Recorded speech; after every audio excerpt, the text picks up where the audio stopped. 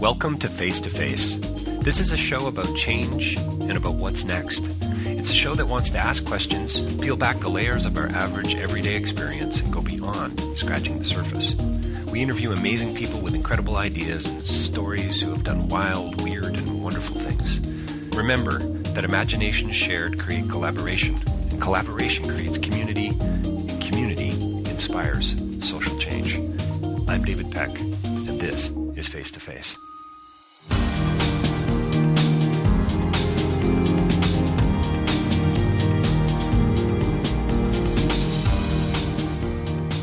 What a privilege it was to talk to my next two guests, Edward Watts and Waad al-Kateab. We talk about their new film, For Sama, and this is a brilliant piece of documentary filmmaking, a brilliant piece of storytelling.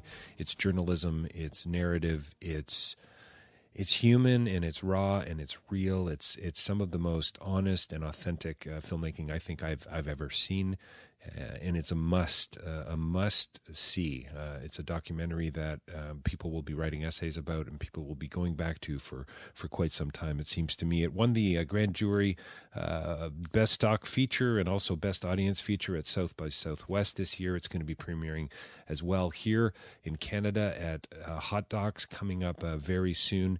And look for it getting a theatrical release. And if you can't get it there and you're listening to this way beyond the actual theatrical and Hot Docs, look for it online, video on demand.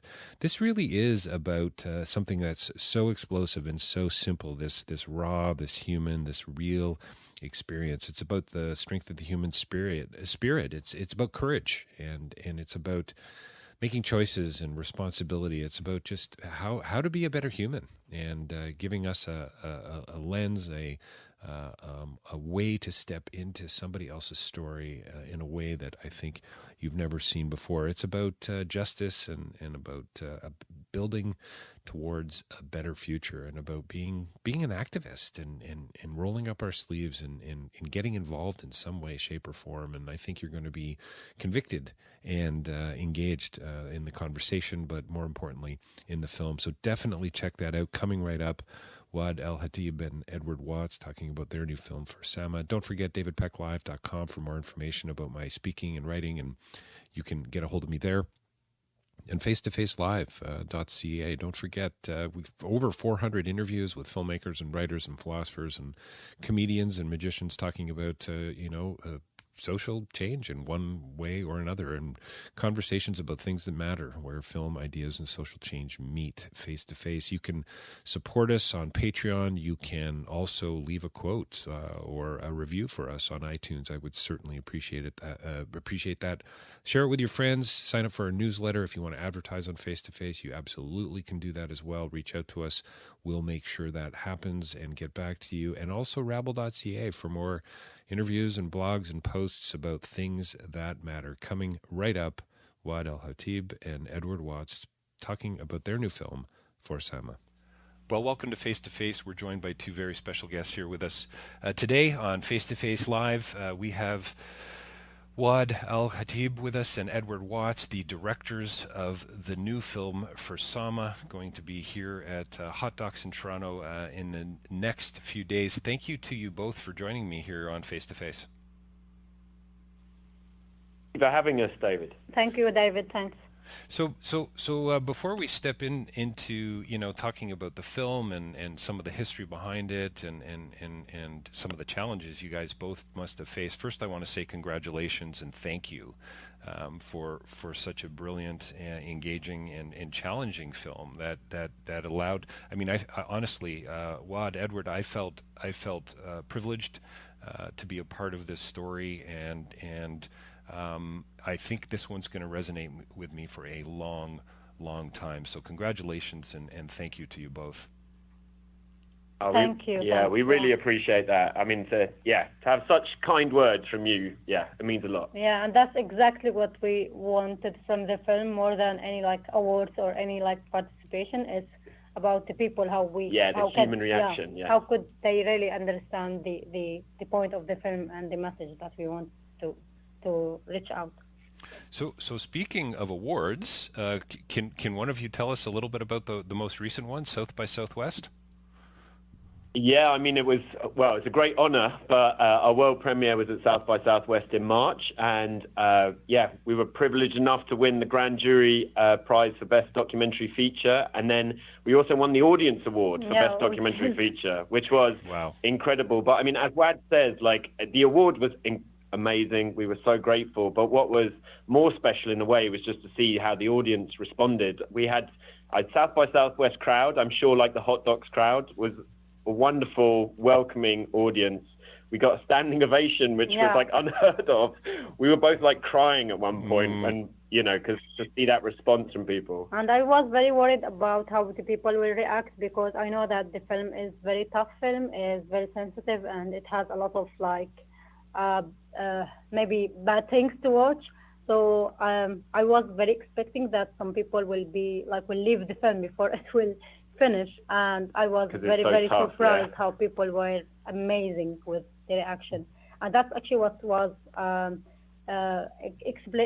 explained when we got the audience award. Also, it was really amazing. Yeah, I bet. Well, congratulations on that, and I hope that's the beginning of a long list of awards and great audience reaction and great Q&As and standing ovations to come. Let's hope for that. Let's trust for that. So before I'm not demanding that, by the way. That's right. Yeah. Before we really get into sort of the film, tell us a little bit about the production itself and who was involved to actually make this happen, to get this film up there on the screen for us to see. Actually, this film is amazing. Cooperations between many great, let's say, a production company, which is it was first from Channel 4 News with RTM production for Channel 4 and BBS Frontline. And these amazing different teams from different backgrounds, from different experience, make the film really actually as I really wanted to be. Yeah, they were so supportive to us throughout the process. I mean, it was obviously Waad had been filming for 5 years in Aleppo, and then the process of after she left Aleppo and putting the film together, it was 2 years. It was a long journey, a big evolution, and those guys stuck with us through the whole journey. They supported us all the way. They gave us the space that we needed to try and, find the film as it finally is. So. And maybe this is the point when we can really say thank you for them. Yeah, big thanks to them. And for letting us do what I really do believe, what should be reach the people outside, and the unusual process that they all were very supportive and helpful to just give us all the the power to do whatever we really believe in. So five years of shooting and 2 years of editing, is that right? Yeah, exactly. That's it. So how did the two of you find each other? Actually, I was filming all this footage through the years without a clear point or plan of what I will do in this process. So I was just trying to record each moment and each things happening in Aleppo, as I was expecting that I will not be survived.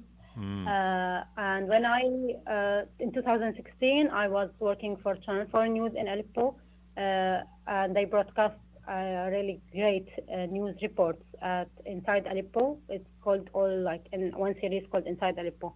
And when I left Aleppo in 2016 in December, I came to London in 1st of 2017, and I met with Niveen, which is one of the exec producers, and she introduced me to Ed and Siobhan. Siobhan, she's also executive producer for Channel 4. Because these guys knew I was obsessed with Syria, and I've been, always saying we need to see more on Syria, we need to do this and that, and I'd made a film about ISIS and stuff, and so when Waad appeared, and they said to you, because no one knew, I think, that Waad had all this incredible archive, right? There was Channel 4 News recognized that there's a lot of things, but we had no idea what could we do in these things.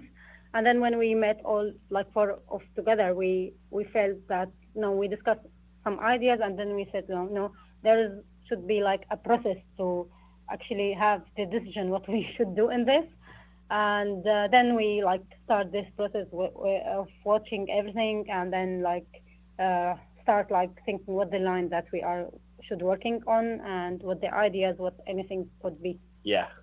Waad, when you started recording back in, when was it? I guess around April. I find it interesting. Is it April 29th, 2012, 2012? Yeah. Yeah. Actually, I started very early. Like when the revolution started, I first was participate as a protester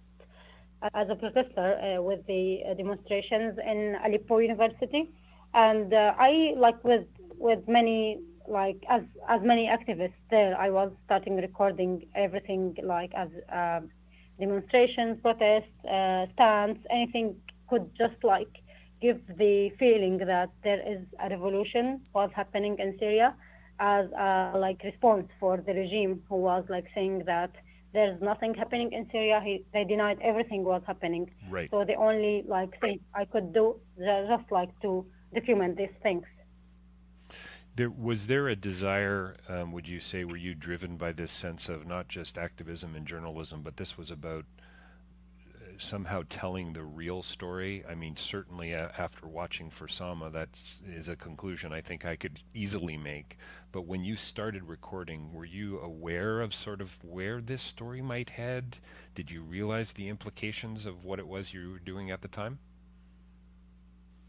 Actually, there was like no plan for what I'm doing, but the only thing that I felt it that I'm living now this very like unique things, which I've never accepted to have before, and I felt that this is the only way to fight for like my belief, for my like better future. And like through the years, I was like I wasn't have any like idea or any feeling of what I will do in this, but the only thing that was this is what make me alive, and this is what make me, there's a reason for being there to document the people life there, and this is the only way to actually really like fight for what I really believe in. And that's exactly what I think we have in this film. You know, you put your finger on it in the sense of it is the truth, really. What Waad captures is this human truth, free of like any political, twisting or any attempt to color the narrative. It is this like raw human experience. And, what we settled on in the end was just this feeling that you are Waad through this film. You lived in Aleppo, basically. And the first like time when I really decided like I really should turn like the record on through whole in every day, in every moment, in every like event, whatever was happening, was when I lost one of my close friends. I was like recording a lot, and all the people around me say like, stop filming all the time, we don't need the camera all the time, and they feel uncomfortable in anything we are doing while the camera was there.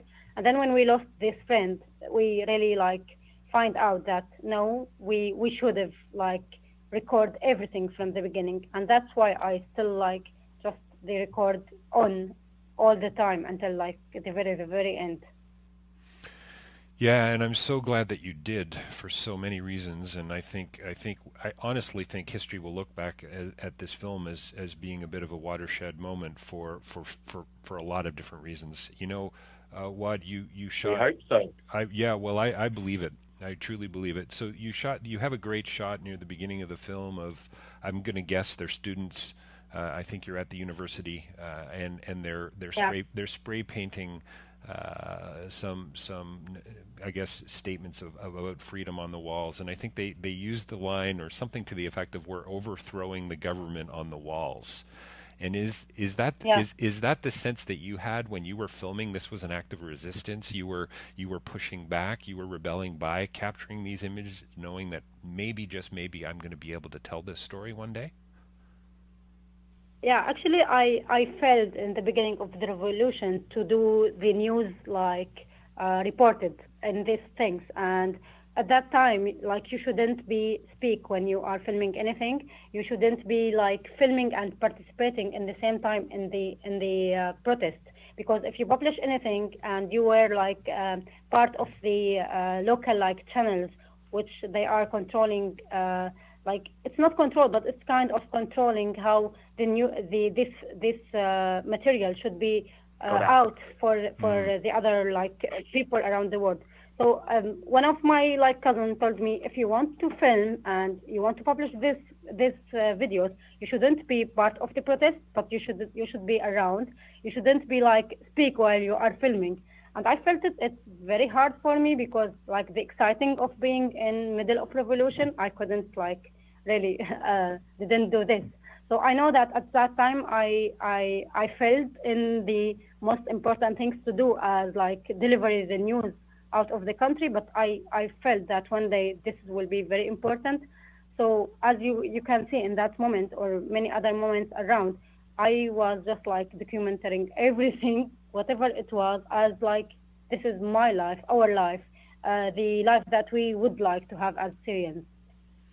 Edward, you used the phrase you used the phrase raw human experience, and I think I've already sort of described the film to a few people, to my wife Elizabeth, and there's something for me that at times it was difficult to watch. There's no question. These are hard images.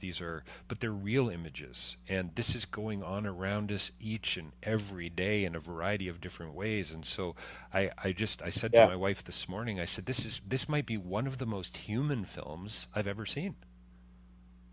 That's just the best thing to hear, and I'm so glad as well to hear you say that you feel it could be a watershed moment in history, because I think that is, it is an extraordinary piece. What Waad managed to do and what she's captured is a universal humanity in a part of the world where, it's so often filtered through these media perceptions and the manipulation of some of the parties that are involved in the conflict that wanted to categorize what was going on in Syria as a bunch of terrorists fighting against the government, and I think this, what Waad has achieved in her filming is like, it is an act of resistance. It shatters the propaganda completely, because you realize as an audience, as you're describing, these people are completely recognizable to me. Yes. This is my friend. Those are my neighbors. This is my daughter, or, that's my mother, or that's my child. And yet here is a human that I recognize being subjected to this incredible violence.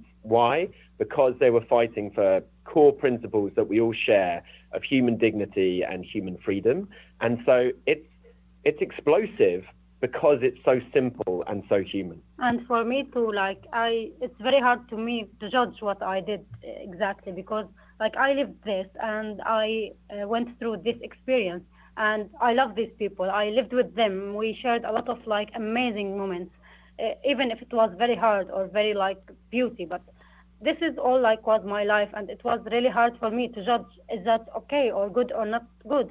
And as many people who were in Aleppo just filming, we didn't expect what the reaction of this will be, or what we will have when people will see this. But now I really felt that maybe I did really good things, and I hope that this film will not just be as a film, or I don't want these awards to be just awards. I really want to have real reaction who could really change people's lives, not just in Syria. Now in Syria, because it's for me the most important things, but I also want people's lives in all places finish.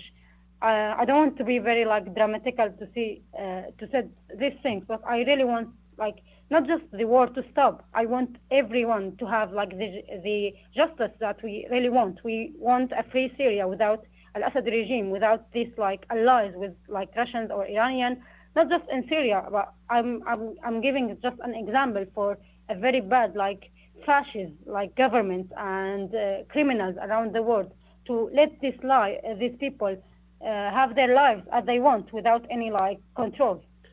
And that's it. I really hope that a film like this does wake people up to what we've allowed to happen on our watch, and that, a bit like you're saying, those things are still going on. It's still happening in Syria. Waad and I are constantly tracking what's happening in a part of Syria called Idlib, where they're still bombing and still shelling. Children are still being killed. And again, the same story again, that Russian and the regime threaten these people to be displacement out of the last part of Syria, which people could just leave safe without anything. Yeah. There's so much there. Honestly, we're not going to have enough time to get into it. Often when I do interviews and around particularly around great films. I mean, there's just so many places you could go. But I want to talk about a couple things, like the human component of this, the thread that runs throughout it. How you managed to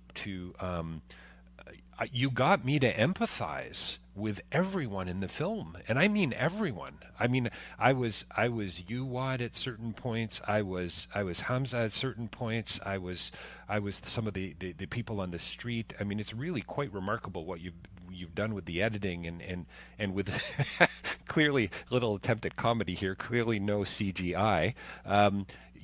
This is you couldn't get more gritty, and yet you've allowed me to step into that, and I think that's what's so wonderful about great film and storytelling, and it's just such a brilliant gift. But I was going to say, the one scene in particular, there's many, but the children playing in the water and the streets of, I'm assuming it's Aleppo, of the bombed out streets and the broken stone and the concrete and the rebar, and they are playing in the water, or the comedy, the comedic moment of your friends at the hospital warming their hands on a shell that has just exploded into the building. I mean, the absurdity of that, and yet, you know what? I think that's kind of something I might have done too. You know what I mean? Yeah. That's the human spirit, those sequences. Like the guys, we love the scene of the guys playing chess, where they're sitting around, Chess is wonderful. Wonderful in the scene. shadow of that bomb building. And actually, like, at that moment, I can't feel anything amazed with this, because, like, I lived there through these people. I saw this all the time, and I felt that this is the normal life that we were living. Normal, and, yeah. And exactly, like, it's the human being how could use to anything around, like, the world, just like to live, to survive. Without these like things, we couldn't be like still alive until now. We couldn't tell this story, and these people are amazing. And not just like the people who were in the film, but the whole people who were in Aleppo, who tried to like still fight for their life, for their survive. They are really, really amazing, and maybe this is the time to tell them like I own them, like all the nice and the beauty things that we lived in Aleppo. And I like really would love like to, I don't know, like, thank you. It's very, very small like word to tell to any people who were like in Aleppo, the white helmet, the last corner, everyone who was like the doctors, not just in the hospital that I filmed in, but in the whole hospitals, who were like just trying to treat people and let them survive. All the activists, all the journalists, like, there's really like and countless people to say thank you for them. And the thing that is in the footage is exactly, I think, the truth of like the human spirit, basically. Like that opening scene, you see, like, it's such an incredible thing to see a hospital being bombarded, and then just as the bombardment stops, everyone starts cracking jokes and like you're mocking each other and joshing with each other. And that is, that's what human beings do, even in those most unbelievably strained and brutal circumstances. And Ed, isn't Sama also playful at that point? Doesn't she throw her bottle down and like, kind of like with a little tongue in cheek? I mean, Sama, I say, I don't have kids, but Sama, the kids that I know, she's a very unusual one. She, like, that line in the film, she's special. She's so special. Like, she's an extraordinary. She had that sense of humor, it seems, right from that early, like that shot of when she's like, what is she, 1 month? When she starts pretending she can't hear you and starts laughing. Like, 3 months, that's... And like Naya is like 2, like... Naya's the young daughter of Salim and Afra. Like now she's 5 years, but when she was there, like she was 3 and 4. And she was like really understanding everything in very like shocked way. Like as when she said like Aleppo is gone, like... She's just like... She's wiping her mum's tears as well. Like these children who really like let us really like, I don't know, bear everything for the best future for them. Zen and Wissam too, and like the other people who were like painting the bus. They are all really amazing, like, and they are the usual people, like usual kids in Aleppo, as standard. They're not like special ones. I think that's the thing that we always say about like Waad, and this relates to the broader context, like. Waad and Hamza, they are the normal Syrian people. They're not like, this is what normal Syrian people were like. And they're the norm, and the extremists and the people that people in the media focus on, they're the unusual ones. They're the Yeah. outliers, basically. Thank you, Ed. So, Waad, at one point in the film, near the end of the film, I think I think the shot was something. Hamza was talking to a news channel, and you talked about how these images were getting out into the world, stories were being told and are still being told, and films like this and so on. And you narrate. The translation is "No one does anything." And I've often, I've worked in international development for years and have daily kind of come up against these unjust, stories from around the world. I've done a lot of work in Cambodia and Mongolia and different places and so on. This seems such a trite, simple question, but how does it happen? I was reflecting on Syria and just even this morning thinking, if I lived about 80 to 100 kilometers north of the city of Toronto, and let's just place Aleppo in there instead, would I have really known what was going on? And how engaged would I even really be? Does that make sense? Am I sort of, anyway? I know there's no real short answer to it, but I would love to hear your thoughts, both of you. I really would love to take this film and go to first to the United Nations and go to really see the I don't know, but people from the Russian government, people I know the Syrian government and Syrian regime, you can forget about them because they are not human beings. But the Russian government, all the Western governments who can really affect and play a very good role in this things. We are 2000 and now 19, and this is things still happening. I really want them to watch this and watch just their faces if they can really feel anything through this. I can't actually. I don't know.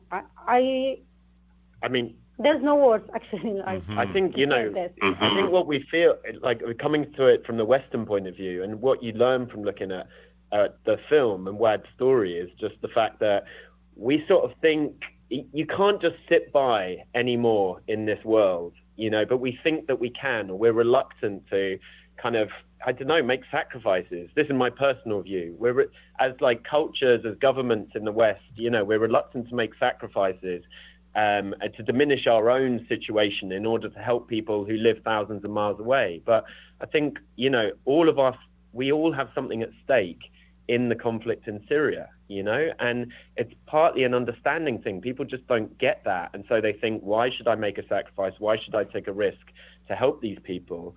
And it's that apathy or that reluctance for us to kind of stand with people like Waad and Hamza that has actually led all of our societies into the complex messes that they're in now. So much can be traced to what happened in Syria. And actually, in 2016, especially the last month when we didn't know exactly what will happen before, they said that they have the great solution as a displacement.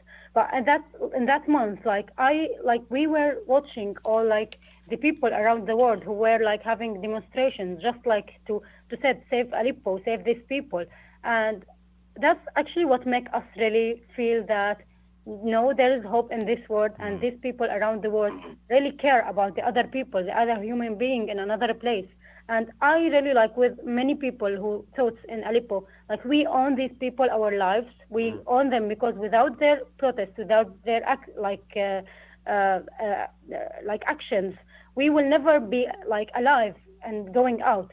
But if I want to ask what the people who have the power and the authorities do, they just have the solution of let us displacement out, let the regime control let the regime do what it wanted. Exactly what they want, but they didn't give us the solution to be safe in our homes, in our country. And I can't actually, I'm still very shocked because we are 2019, and in this moment exactly I should rise up my daughter in principles of freedom and democracy, or taking care about other people, while I know that there's maybe no point of let her grow up on these things, because these things is not still exist.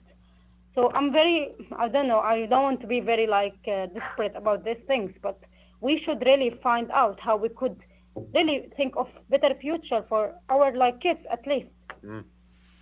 You know, there's a part near the end of the film too. I think just to echo both of what you're saying, if I hear you correctly, Hamza said something about everyone having a role, and we have a role to play in not only our own future and our family's future, but the communities we live in the globe. I mean, it sounds kind of, you know, crazy out there and lofty, but it really is true. The decisions we make, the clothes we buy, the people we vote for, the petitions we sign, how we actively get involved, it actually does make a difference. And I think that's one of the many things I love about this film, is it's really about responsibility and about choice, and that, to Hamza's point, we all have a role to play.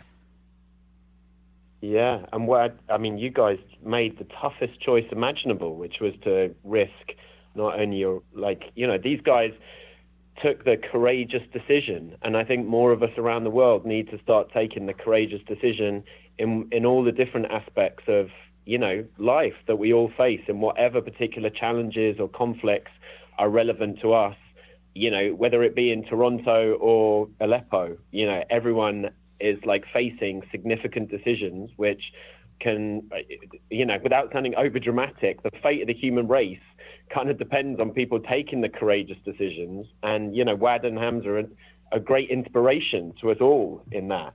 And like there's like some people around the world who are like, they are not just, they don't care, not just because they don't want to care, because they don't have the chance to see how this life could be. So like I do believe that this film, as like many of other films, we should still like go to people, let them watch this kind of things, speak to them, like tell them about something they maybe they don't know that it's happening in this world. And that's exactly what like one of the people who said like, what's Aleppo? And he's one of he was like a guy running for office, a senator or something in America. In American government. So he said, what's Aleppo? Like he is the wrong man to be in this position, who they don't know what's happening in Aleppo while you are in the US, like one of the big governments who like interfere in the whole world. So like we really need people to be engaged. We really need people to know what is really happening. Yeah, maybe it could be us. It could be. I remember being in Toronto and seeing like a great piece on the local news where they were like, imagine if Toronto was Aleppo. And I mean, I don't know the geography of that Toronto very well, but they were sort of like, everything to the east of this side of the freeway or whatever it was would be being under siege and bombarded. And we need more stuff like that to understand, like, there, but for the grace of God, go we. And you know? I feel some shame sometimes when I heard any story like that was happening through the years, that I was very busy in my life in Aleppo and I didn't care, or I didn't know that what was happening. So I really believe that the human being, which they are in this planet now, they could change, like, not just their life, they could change like the whole universal. All of our fate, all the universal life. All human race, exactly. But we just need the engaged. Yeah. We need to be engaged, absolutely, and then I think we need to do something about it, whatever the heck that is. But yeah, the idea of a politician in one of the world's most powerful governments not even knowing where Aleppo is seems unconscionable to me. It seems like beyond reproach. It's just, what it was. I think the guy thought Aleppo was a person. You know, it's like, who is Aleppo? I think that's what he said. Wow. Who is Aleppo? And actually, for a response for this, I took a summer for a cemetery. And I just like the picture that's at the end. Picture I published before, and I was very like attacked because of this picture, that why you are using your child in political things or war things. But it's something bigger than this idea about how you use your child in a war. But this man who could really change our life, he just doesn't have any idea what Aleppo means. And I just I wrote on this sign as this is Aleppo, what's justice? Yeah. Yes. Oh, that's you. That's the end of the film, right? Exactly. Yeah, the picture at the end. Yeah, that was in response to this guy. Oh wow. You you really are an activist, Waad. It's fantastic. You're. Oh my God, she's such an activist. Like, she's a. I can hear that. She is not. I can hear the. I can I hear have the. a lot of power. I still have. Now, like, the new battle is Brexit. I'm coming. Brexit. Like, just let me finish this film, and I'm going for the Brexit I thing. told her she arrived in London just for our revolution. Like The new battle is Brexit. Yeah, there you go. That's the next. Is that the next film? yeah, I hope so. I don't know. yeah. So I can hear, and by the way, Waad, I know you know this, but I can hear your passion and your purpose and your commitment and your energy come out in all of this. It's really, really quite remarkable. Sadly, we're going to have to wrap up in a few minutes, but I do have a couple more things I'd love to chat with you guys about. Waad, you say near the end of the film that you only see the color red. And then you go on to kind of, I think, sort of raise the bigger question about, would I do things the same way if I knew, what I know now? Would I still do what I did? Would I still have made the same decisions? And I think, this for me was so. It was such a moment for me because it really helped to situate me in your shoes to say what kind of a decision would I have made? Would I have stayed? Would I have rolled up my sleeves and so on? So I'd love to hear about that. You talk about the trauma and you say even if you don't recover. So yeah, I just wondered if you might be able to tell us a little bit more about that sense even now, 7 years after you started filming your first images. I will answer in another way, which I was yesterday coming back here in one taxi with a guy, and he was telling me what was happening is very awful, it's very bad, and like I wish like nothing was happening in Syria and you stay safe and everything like was as it was. And I was like just very angry inside myself that no, that's not what we really need. There is a heavy price, and that's what I really do believe in. For everything you do in your life, there's a price, and the price of having a free country after like 40 or 50 years of like corruption and like I can't describe everything what's happening in Syria in one word, but all these like awful years with I don't know what to say, but like it's not a criminal regime, but now it's a criminal regime, and he was trying to build all these things to make the Syria as like a farm for his group. For his family. Yeah, for his family and for his group. And now like nothing could be as it was, whatever like the situation was now, but it's better than what we lived through and what we like could have been still until now. So I just like do believe that this battle and this revolution will happen now or after or later, but like sooner is really better. Edward, is this the story when you first met Waad and started to see the footage? Is this the story you thought you were going to land on as, director, editor, and I guess, storyteller?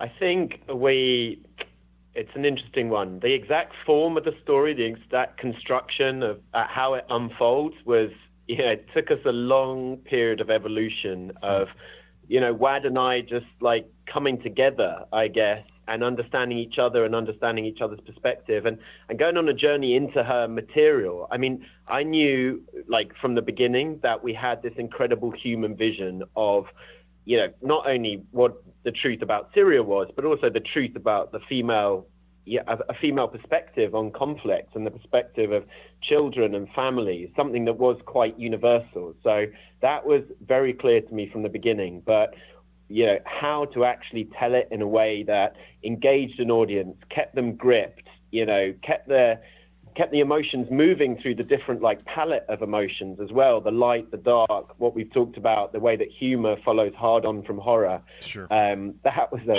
a long and complicated process to find the right place, and to get to a place where we felt we'd done justice to what Waad and Hamza and Sama had lived through. And for me, I wasn't expect that I have all these materials. I knew that I filmed a lot, but I really shocked of everything I All had. the tiny bits and bobs. And, Yeah, like, it was like a mosaic, there amazing was, mosaic. of like a different big bits. mess how I organized these things, because like it's very awful. There was no time really to like Yeah. name all the folder or did like really organized like files for this. Yeah. And I still have some like things which is still like missing. But yeah, it was like no one I actually could really like. Yeah, it was like when we first sat together, we sat for 6 days in Istanbul on the floor of this hotel with Taima, who's Waad's second daughter, like a couple of months old, and we would just, you'd look through this stuff like. 1 minute it would be the most extraordinary scenes of conflict and suffering in the hospital. Next it would be a scene of like Waad cooking a delicious Aleppan meal, Then there'd be like a random shot of a cat or a parrot with like no relation to anything. So yeah. And actually until the end, 1 week before we finished this, Yeah. I come to Ed and said like, look, I have some new footage. Yeah. And he was like, want to kill me, like, oh, please stop. Yeah. Yes, no more footage, please. Yeah, we've got well, I've just what a pleasure getting to meet you both and chatting about this important film, and I hope everyone gets to see it, and I'm going to do what I can certainly to make that happen, and I'm looking forward to maybe connecting with you both in Hot Docs as well. We'd love that. Yeah, Yeah. I do want to sort of close, and I think it makes sense to sort of close on and it's not quite the final shot in the film, because I think people need to stay for the credits. That's a little shout out too, but sort of the final drone shot, and is that you in walking down the street, or somebody anyway? I mean, it just what a beautiful, profound point of view. Actually, it's me with Sama, and Hamza was shooting this. Yeah, Hamza was flying the drone. With my friend called Mahmoud. So I've tried to do this in one idea of something, but I didn't do that shot. one. So yeah, but we use it in a very good place in this film. Yeah. Well, again, congratulations on a crazy and beautiful film, and what a and as you said, Edward, about this the raw human experience of it all. I just want to say thanks and congratulations. And we've been talking with Edward Watts and Waad al-Kateab about their new film For Sama. Thanks again to you both. Thank you Thank very you so much, David. See you in Toronto. See you.